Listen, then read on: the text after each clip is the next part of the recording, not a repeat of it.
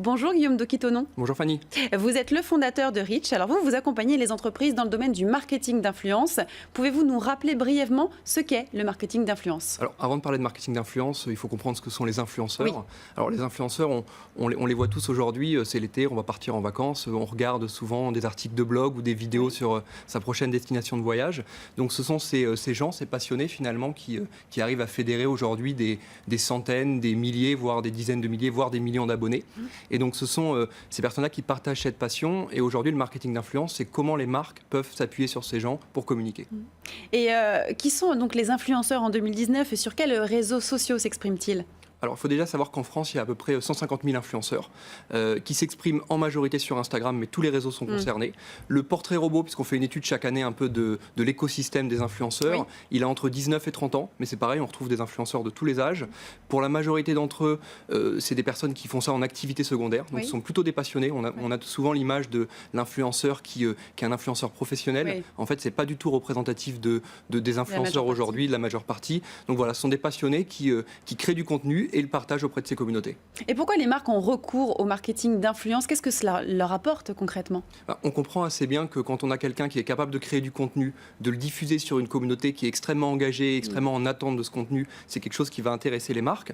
Mais au-delà de ça, je pense que ça s'inscrit surtout dans une tendance aujourd'hui de la communication qui est que les marques veulent s'adresser de manière individuelle à leurs consommateurs plutôt que d'avoir une communication qui est top-down. Donc voilà, le consommateur reprend un peu le pouvoir, si je puis dire. Et l'influenceur, c'est un excellent représentant de ses consommateurs. On ne pourra pas s'adresser individuellement à 60 millions de consommateurs, mais on peut s'adresser à des personnes qui vont représenter 10 000, 100 000, 1 million de consommateurs. Voilà pourquoi les marques s'appuient sur eux.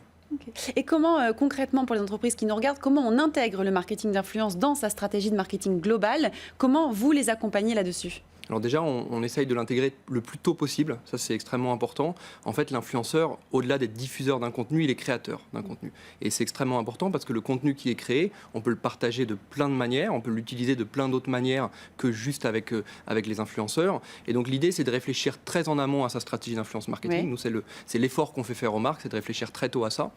Et puis comment nous, Reach, on les accompagne? En fait, on a un positionnement qui est très particulier sur ce marché. D'abord parce qu'on a un ADN technologique qui est très fort. On a développé une technologie qui nous permet de remonter énormément de données sur ces influenceurs, parce que ce monde d'influenceurs, c'est plein d'humains, mais il y a beaucoup de données derrière ça. À qui ils s'adressent, quel est l'âge de leur communauté, comment leur communauté réagissent à tel ou tel type de contenu. On peut remonter énormément de données, et ça, c'est notre métier, une première partie de notre métier.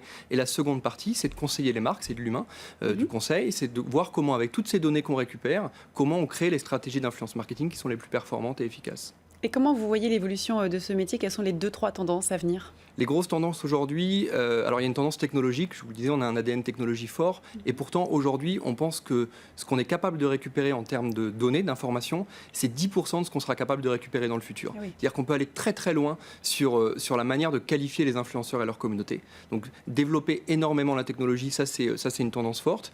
Et puis il y a aussi une vraie tendance dans ce marché qui est la transparence, l'honnêteté. C'est un métier où faire appel à des influenceurs, il y a eu beaucoup de sujets là-dessus. Est-ce que ces influenceurs sont vraiment honnêtes dans ce qu'ils disent? En fait, aujourd'hui, on se rend compte que c'est le cas pour la majorité des influenceurs qui sont passionnés. Et il faut être capable de pouvoir mesurer cette transparence. Nous, on le fait, justement, grâce à cette technologie. Est-ce que les influenceurs s'adressent à des vraies personnes? Et donc, il y a un vrai enjeu d'honnêteté à amener dans ce métier. Et on est en train de le construire maintenant avec les influenceurs, avec les marques, avec la réglementation, les intermédiaires comme nous. Donc voilà, l'avenir, c'est notamment ces deux sujets-là. Ça devient un métier vraiment influenceur? Ils sont rémunérés d'ailleurs, les personnes qui travaillent pour vous? Alors oui, la majorité des influenceurs sont rémunérés. Après, comme je le dis, le chiffre il est assez frappant, c'est 82% des influenceurs le font en activité secondaire, et 85% gagnent moins de 5 000 euros par an.